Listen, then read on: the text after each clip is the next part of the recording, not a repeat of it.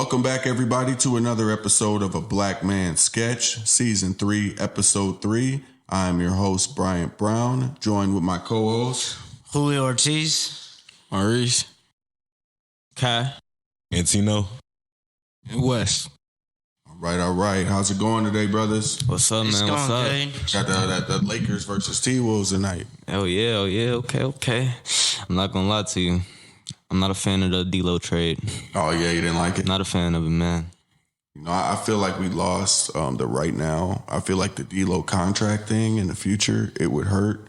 But the losing him right now is because we could really use him. Yes, sir. But how do you feel about Conley? Anthony Edwards finna do that man D-Ross bogus sign. I'm not when you gonna get to Ant-Man, that's my favorite player right now. Man. Yeah, buddy. Anything else going on? What's new? Man. Anything? New day. It's a new day. It's a new week. It's a new start to everything, man. Every day is new. A Black Man Sketch podcast is brought to you in part by Shared Influence. We are excited to have the perfect person in discussion about fatherhood, Mr. Guy Boland, the director of the Father Project, who will be on the show when we come right back after a short break. Ujama Place serves the most marginalized population in society, primarily African American men ages 18 to 30, providing holistic transformation for men experiencing inequity at the intersection of race and poverty. Ujama Place helps them achieve brotherhood, stability, and personal success. Join us for an info session Wednesday at 10:30 a.m. For more information, visit ujamaplace.org. And we are back, ladies and gentlemen, with a very special guest. This brother is a powerful man in our community, helping brothers far and wide. He is the senior manager of the Father Project. Ladies and gentlemen, please welcome Mr. Guy Boland.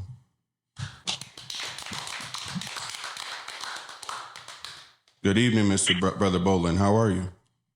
I'm doing pretty good. Thank you for that incredible introduction. I'm going to have to take you on the road with me, brother, but thank you. I'm good, brother. I appreciate it. We are very proud and honored to have you with us. We're going to go ahead and break the ice with our audience so they can get to know you. Mr. Boland, can you let us know what are 3 things our audience should know about you before we go ahead and get started? Yeah, just a little bit of, I would say Guy Bowling, as you shared.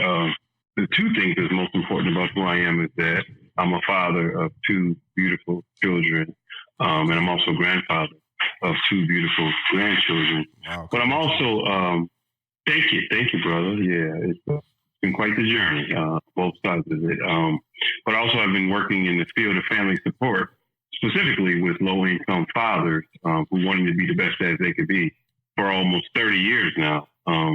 And I am very fortunate and blessed to be able to oversee a program that specifically works with men to help them overcome those barriers. And I think lastly, I'll say I was the recent recipient of a Bush Fellowship that helped me continue to be on a journey of developing my leadership skills that have a broader impact in my community and beyond. All right. That's awesome. Who or what inspired you to start the Father Project? You know, I'll give you an abbreviated version. I'd have to say, starting with the 2 accomplishments that I was saying about my 2 children, it started with me, as I reflect back, growing up without a father.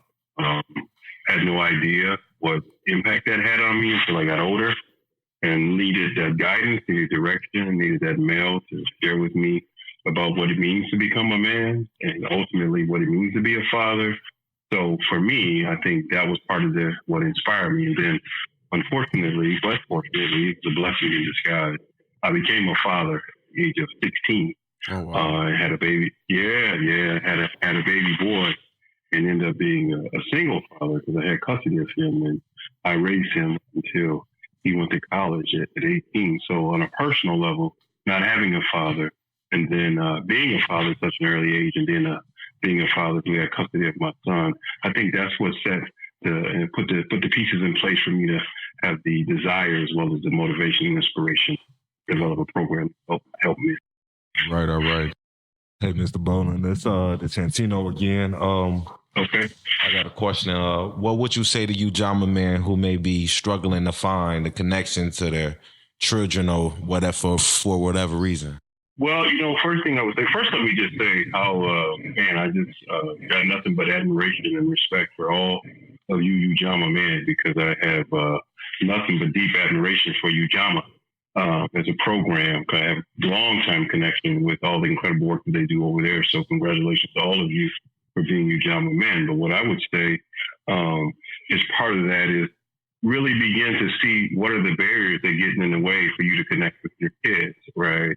Be it emotionally or financially or any other barriers that creates a challenge for you to be connected. And then what will it take to overcome those barriers? What resources do you need? Because there could be a whole plethora of issues that prevent you from doing it. And what resources do you need or aware of, and how you can get connected with those resources to begin the process to overcome whatever those barriers are, if it's possible. And 9 times out of 10, it is. And then once that happens, develop a relationship and be there. All right. That's awesome. Now we want to ask you a few questions about the Fatherhood Project. Why don't you tell us how long it's been around, and what is it that brought you? What called you there, brother? Yeah, Father Project. It's been around since 1999, so almost 25 years. It's a program of Goodwill Easter Seals, a workforce development organization. A lot of people know the organization for their retail stores. You donated goods, clothing that people buy and other goods in the stores, but they also have a programmatic side in which we fall under. And what brought me to the Father Project is that I was working in the community, doing some work with fathers at the time. And what ended up happening was it was a small program where we just brought men together to talk about what the issues were, how we can support them with information to be better men. But we didn't have a whole lot of services that they were seeking and needing, and only had limited budget, limited access. And so we just wasn't sure what else we could do for those men based on our budget. And so we was able to get this huge federal grant that established just as a pilot project to see if you brought these services that men were asking for and looking for to help them better be there for themselves as well as their children, would you have better outcomes for them and their children? And so we ended up getting a big, huge federal grant to start this pilot project. And we brought services under one roof that men were asking for, men were seeking, men were needing, and we got established. And really, it took off from there. And so I'm happy to say, here we are 25 years later, still in business, and we've served over probably 35,000 dads in the last 25 years. Oh, yeah. I was around back when they had the lottery where you had to enter in your social and your name. And they oh, wow. Yeah, it landed on no for me, but back then I was kind of hurt, but it wasn't in my cards. I ended up making my way to Ujama, so maybe it's where my higher power wanted me to go. Yeah, absolutely. Absolutely. That was during a time when we were being federally evaluated. Yep. And that came with receiving federal funding that they did a study on it. That's what it was. And part of the study, unfortunately, some could get in, some couldn't. But since then, we said, you know what? We learned so much from doing that. And what we do now, there's no dad that could ever walk in our door that wouldn't be served, because we just wouldn't even respond to a dad because we know he needs our services. And to have to say that we can't serve him is not what we do. So now we've done away with any funders that would ever say, hey, you have to do this, and based on the conditions that receive funding. So we can serve anybody now, and we won't even put ourselves in position to have to turn anybody. Yep, and that's awesome. But we're still available today. Yeah. Yep, I knew that you guys open up to everybody, but it's important that the people that were denied back in the day, that they know that it's opened up and that they can, maybe 1,000%. Yeah, 1,000%, bro. Address some of the things that new clients, the issues they're facing when they first come to you at the Father Project. Yeah, it's a number of different things. And again, we probably could be here for quite a while for me to go down the whole list, but I'll give you the most ones that we hear on a regular basis. And so that's everything from, because there's a plethora of needs that young men or fathers or men in general have as it relates to all the resources in terms of what helps you be the best father you can be. And so a lot of the guys who come into our program, they come in and they didn't have no frame of reference in terms of what it even means to be a responsible dad? What does it mean to be positively involved in life? Because a lot of dads came into our program without having a reference point, because they didn't have a father in their life to know what that actually meant. They have an idea of what it means for themselves, but they didn't have that example set before them. So that's part of it. The other thing is we get guys who got child support issues. So, they say, I don't have a problem, financially being responsible for my child, but I need to be in position to be able to make a decent, livable wage and have a job or even have income to be able to take care of my child. And if you can assist me in doing that, I don't have a problem responsibly paying and financing whatever it is that my child. So that's child support issue. And then some situations we see where guys with a relationship unfortunately went sour for whatever particular reason. Mom and dad didn't work out. And so dad may not have access to his kids in the way that he wants to, because he has to have a arrangement with mom. And sometimes just depending on feelings and things of that nature, it may be a little bit of a process for them to be able to get access. So we help them in terms of going to court and establishing custody or parenting time and having them access to their kids. So sometimes we see that. And then the other thing that guys come in, they just want to learn parenting skills. I mean, what does it take to really take care of your child, from being an infant to being a toddler to being, an adolescent to even being a teenager? What skills do you need? Because none of us any of us that are parents, kids don't come with instruction manuals, right? You just kind of learn as you go, and you need to support as you figure it out. And so we provide parenting classes to support men and provide them information and develop skills on how to be that dad that they want to be, have to take care of their kids in terms of. So those are kind of the top ones we have. Let me ask you this, man. What obstacles or what mindset did you have to overcome what you did without a father? That's a great question. I think I could put myself in the eyes of a kid, right? Meaning I didn't realize, because in the neighborhood I grew up in, I'm originally from Chicago, but then I moved here in junior high school, and I lived in North Minneapolis. And a lot of the friends that I had and neighbors that I lived in, the community I was from, a good majority of my peers, none of them had dads around, right? So I didn't even really realize what I was missing, right? I didn't even know. I'm like, that's just normal, right?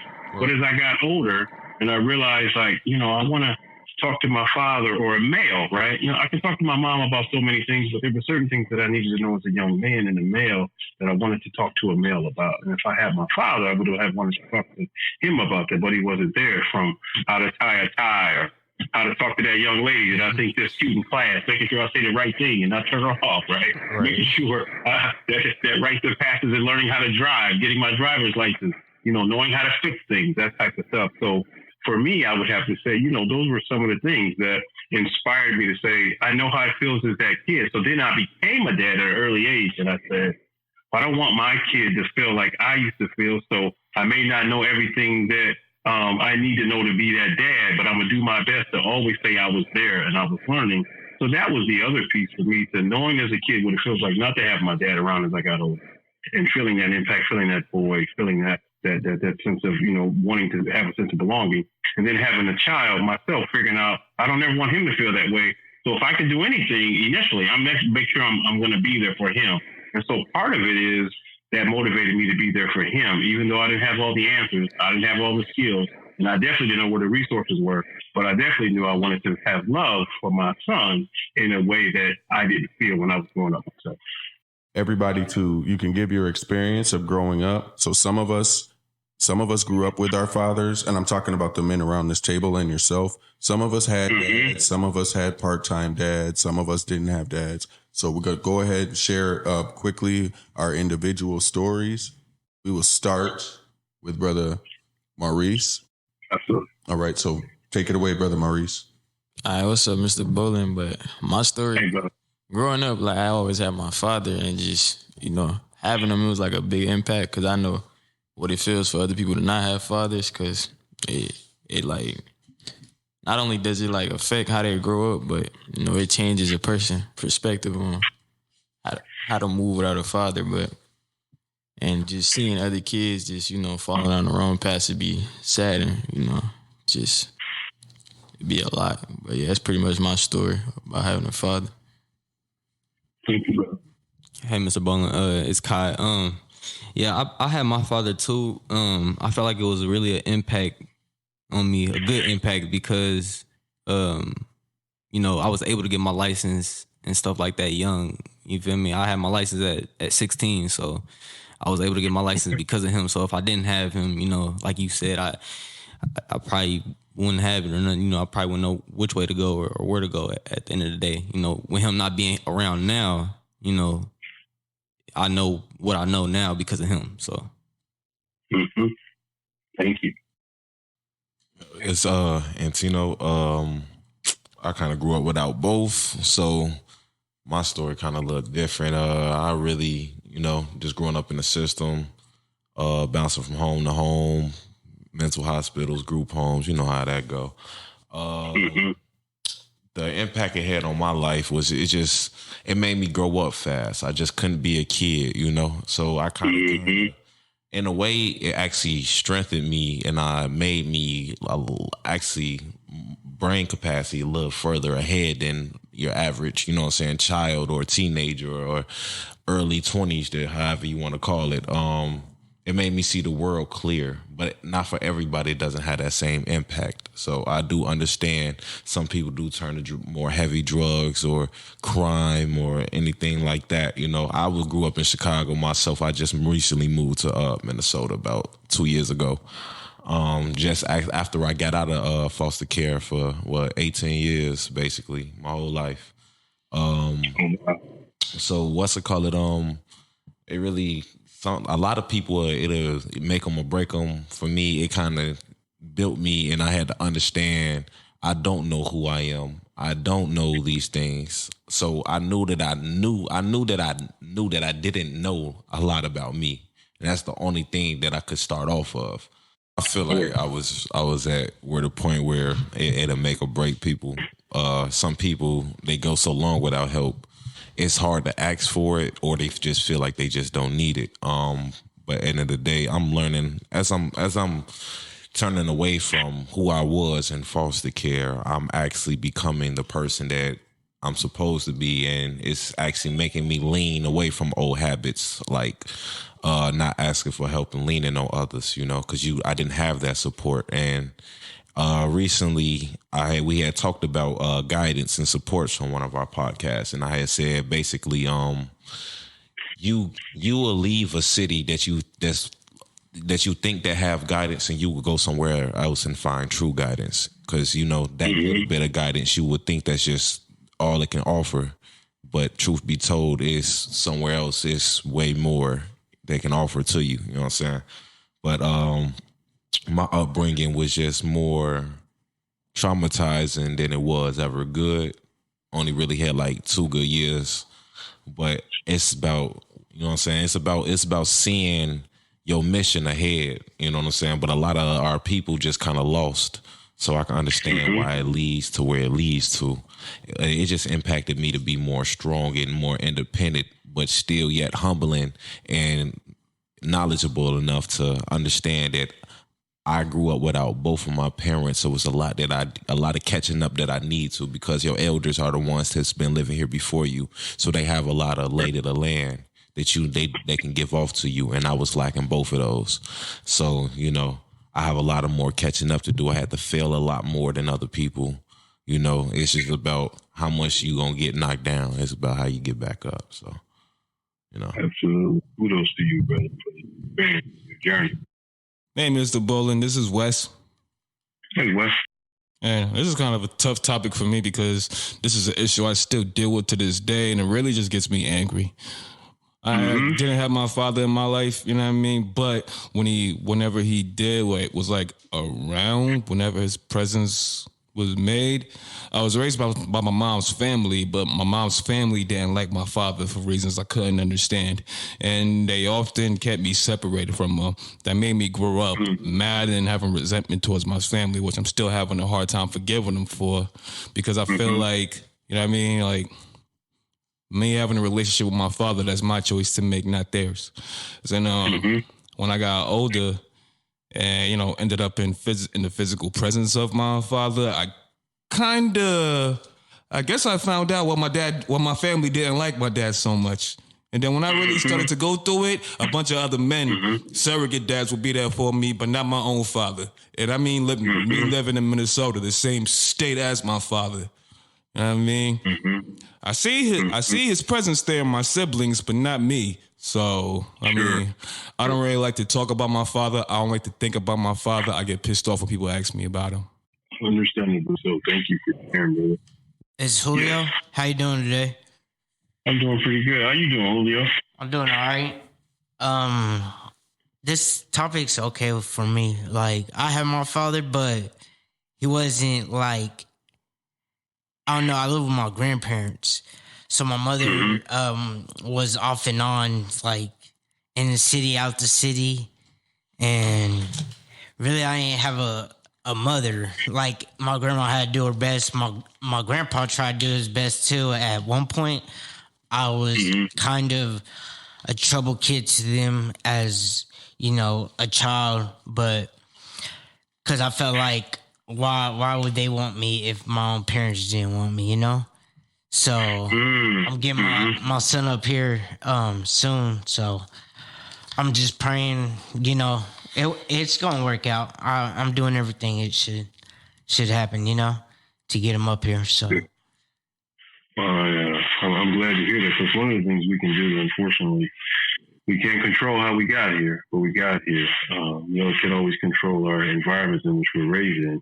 But one thing we can do is we know more and can do better based on resources and support is to break the cycle. You know, you can break the cycle. I agree with you. Sorry to cut you off. And also, I believe in a higher power and, you know, a God. It doesn't matter what religion. Just as long as you believe that there's a positive and negative. Like, I feel like most people should go to the positive, but a lot of people just stay in the negative type because of their environment they're in. Absolutely. Yeah. Brother Bolin, this is Bryant. My relationship with my father is it took a while. I'll put it that way. I started out with my mother, and I did not know who my father was. There was a lot of bad information that was handed to me, that was given to me about my dad before I ever knew who the man was. So I was bred with this hate and this resentment towards somebody I never knew. As life went on and things happened, I ended up being removed from the home where my mother lived, and she made no effort to get me back. So I became a ward of the state for a while, and I bounced around, and I ended up with my great-grandparents. My biological great-grandparents were living, and they were my dad's grandparents. And they came and got me out of the system, and, you know, they showed me, you know, a love I never known. Rest in peace, Betty and Sydney Barr. I know y'all are in heaven. And they slowly transitioned me into my dad. And the thing with my father was, you know, I was fed all this bad information, so I'm mad at somebody when I first meet him. You know what I mean?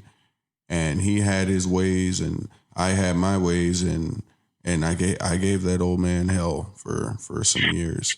I'm just now into my 30s and understanding and realizing the importance of my relationship with my father, and having a kid has really opened my eyes.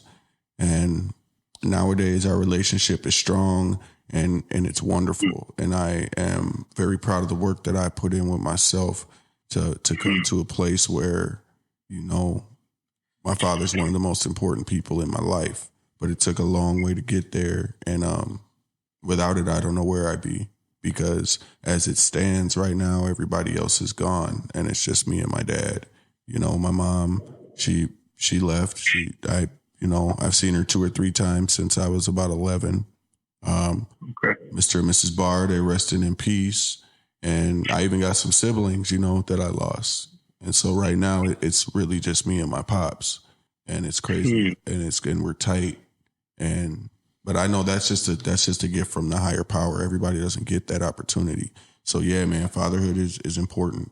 One of the things my father taught me was how to work. I watched that man go to work 16 hours a day to make sure we had everything. And in the eyes of the kid, you know, you want what's new. You don't even really open your eyes and see what you have. But I watched that man work 16 hours a day, 7 days a week for a long time to come up with the money to buy his restaurant, that he owned for a long time. But I took that from him. I just had about 4 or 5 jobs going at once. But yep. But moving on from that, we're gonna go around. Anything you want to add, Brother Bowler?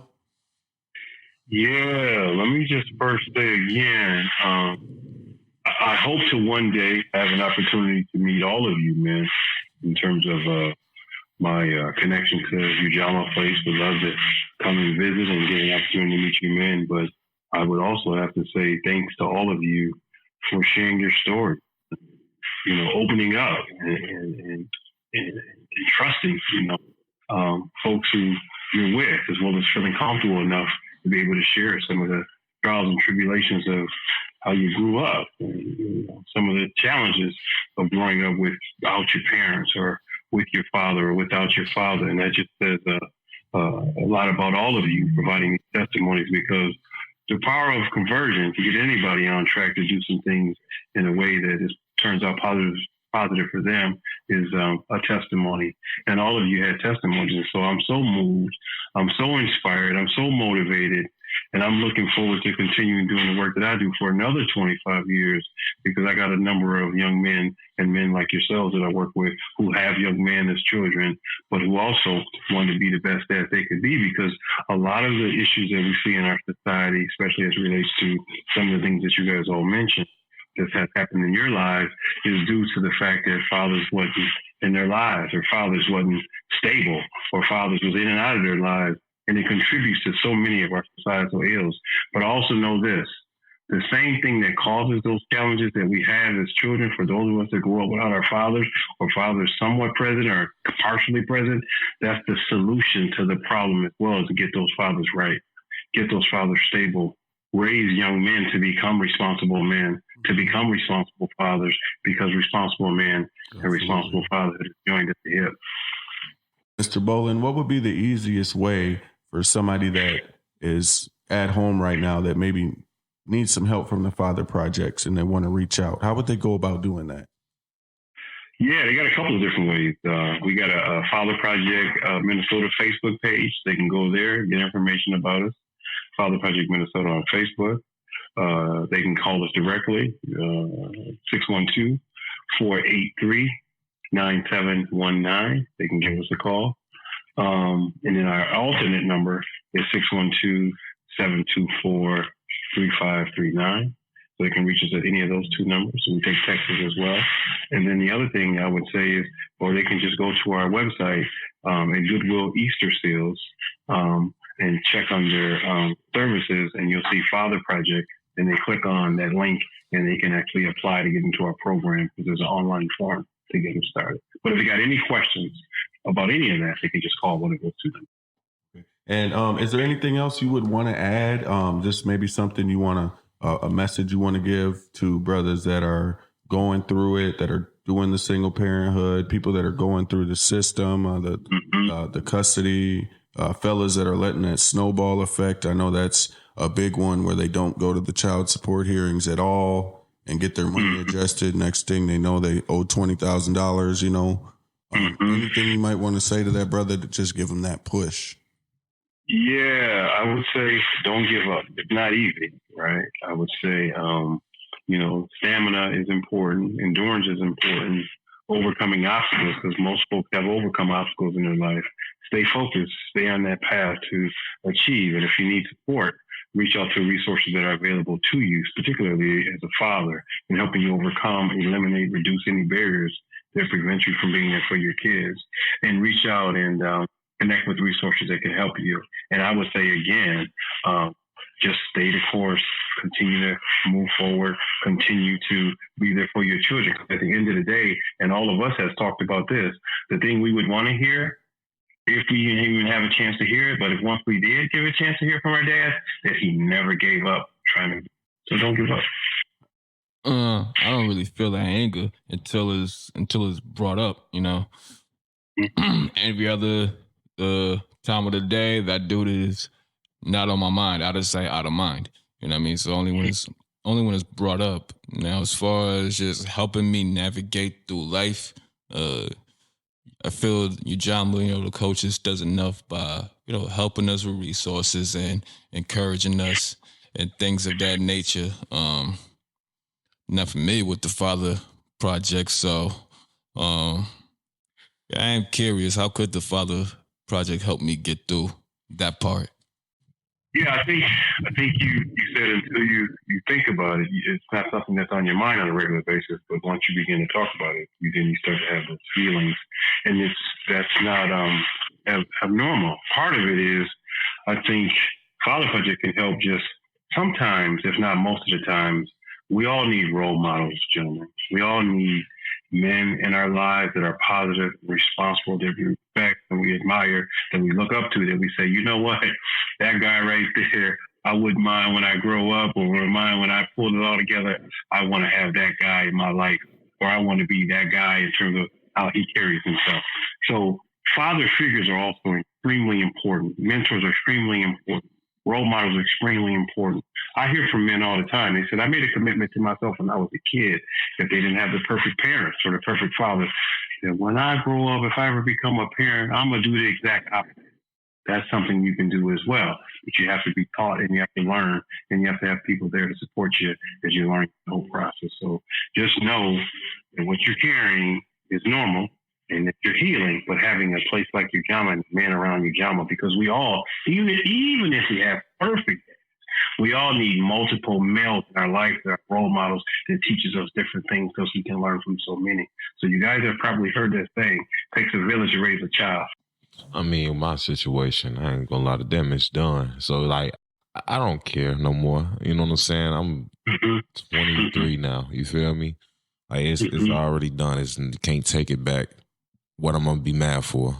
You know what I'm saying? It is what it is. At the end of the day, I'm gonna be a successful black man. I'm gonna still do what I need to do. I ain't tripping about that. I can't trip no more. You know what I'm saying? I got out of my situation. I'm better now. My dad lives 5 minutes down the street now. You know what I'm saying? I don't see that man. You know what I'm saying? When I do see that man, I be cool. I'm chilling. I just be like, hey, bro. You know what I'm saying? I remember when I was homeless with him back in like 2018. I was going on my 19th birthday. I was homeless out here. And I just told him, like, as long as you get a crib, bro, you get off these streets, because he was homeless for like 30 years. So I'm like, bro, you been homeless before you had me. Like, what's going on? You know what I'm saying? I said, as long as you get on your feet, you get in a crib, because I'm supposed to be a reflection of you. So if you telling me you out here on the streets and I'm out here on the streets, I feel like this is why I'm out here on the streets. So you feel what I'm saying? I said, as long as you get a crib, bro, everything all forgiven. He got a crib and he called me. He was like, man, I did what you did. I did what you told me, son. We cool. I was like, man, we been cool, bro. I never showed you no hostility when you came around. I don't care about what they tell me about you, because I've always been somebody I got to see for myself. My mom's, yeah, that lady she a piece of work. So that's the one that I had trouble with. But at the same time, I still, it's my mom's, she gave life to me, but she ain't really breathed life in me. So I kind of just leave her be, you know what I'm saying? That's a woman. I'm supposed to be married someday, but that's the first lady that ever broke me. So, you know what I'm saying? It's your own mom. So it's like, how can you ever believe somebody else gonna love you? And then everybody got the same little punchline. Well, you can't let none of that stop you from loving. You can't do. Everybody ain't like that. And be the same ones to do the same thing that they did. So you just in a constant cycle of trying to figure it out, but. You know what I'm saying? At the end of the day, it just takes time. Life is gonna present itself for everything that you need. So I would say I can't be mad about it. It was supposed to happen, because look at me now. I ain't tripping on nothing. Thank you, bro. No, just hopefully, when y'all do have kids or whatever, just treat them the best way you can. Don't matter what anybody knows about you, like family members and everything else. So just do you as a father, Think of the positive and best way that you could be a role model to your kid. Brian here, just want to, if there's anything to unpack, something that sits with me is, so I have 2 sons. One of my sons, my oldest son is 17 years old, and my second son is 2 years old. So I was not able to be the dad that I am for my 2-year-old, for my 17-year-old. For years, he was there, you know, before I came to Ujamaa, decided to go through what I went through, change my life and do better. You know, I was out here raising chaos. And my 17-year-old, he grew up and he saw all of that. I was not always perfect dad. I was not present like I should be. There's a lot of things, a lot of errors that I made. And when I got all that out of my system, and now that I have my 2-year-old, there's kind of a guilty feeling of how I wasn't able to raise and be there for my 17-year-old. And it actually bothered him for a while too, but we were able to talk about it and come to an understanding that, you know, maybe we can, and we came to the terms that we can do. Us having another baby would be family strengthening between us 3 men. You know, everything that we didn't do and we missed out on, we can do with your little brother. And and I got lucky that that's what he wants to do. You know, just saying that to say that it's never too late to make a change. Every single day changes and people change every day, and the way people feel. Sometimes you got to just put that to the side. If you haven't, you know, been around and doing what you're supposed to do all the time, there's people that are hurt that are going to stay hurt. You know, the mother of your child, she might not never get over it. Family members, but you can do better today, and you can do better tomorrow, and the next day, and the next day, and the next day, until nobody has nothing that they can say. And even if they do, it doesn't matter, because yesterday doesn't matter. It's about today and tomorrow. You know what I mean? So it's never too late to change. All right, we want to thank you so much for blessing us with your time and your knowledge and the resources. Shout out to the Fatherhood Project, the Father Project. I'm sorry, it's Father, Yes, sir. Father, not Fatherhood. So let's not go type in Fatherhood in the web browser, guys. You know, Yeah, man. I definitely appreciate you and your input and everything. input, ears, all, man. We appreciate you. Yeah, I appreciate all of you. Thank you all for sharing. Understanding. Absolutely. Thank you, fellas. Yes, sir. Right.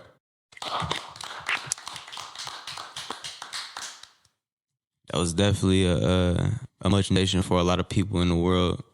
This goes around for everybody, not just, you know, just one father, but all fathers around. Definitely be some help around here. Oh, for sure. Yeah, that was all good stuff. We got resources for people out there, you know, just letting people know that there's help out there.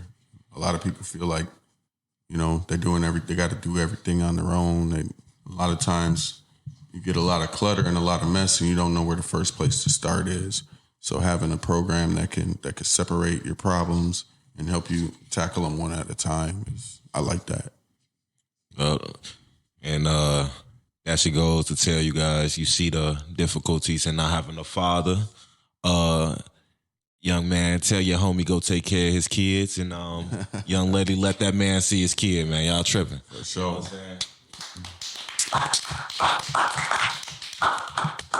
And just hearing that's an impact. Like, it's not so to force you, but it's like to impact you to, you know, strive and be better and do what the next person couldn't do. But, you know, just take heed and take on and just carry a legacy.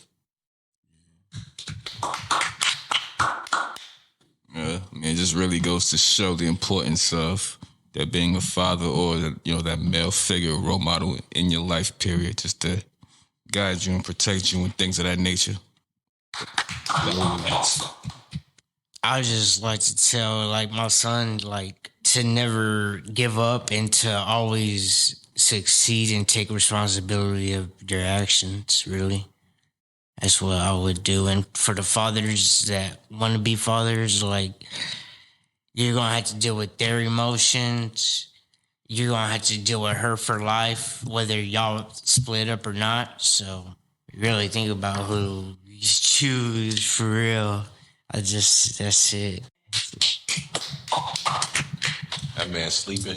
Touching on a quick thing real quick before we wrap it up, guys. You know, a lot of people lose sight on, you know, what it means to be a dad. Yes, money is necessary, but a lot of it is just time. A lot of it is picking up the phone. A lot of it is you know, getting up early, making a sandwich, being there for hugs, being there when they fall, being there to teach them words, colors, just being there. That's where it all starts. All that stuff, you know, a lot of times throughout a lot of my parenting, I've been a single parent. When I have my kid, it's just me and my kid.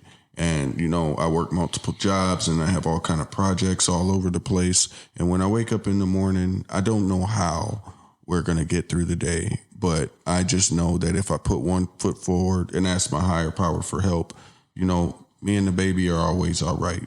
And a lot of times, you know, I'm not at where I want to be financially, but we make it every single day. And the gift of love that you get from something that you brought into this world, it's irreplaceable.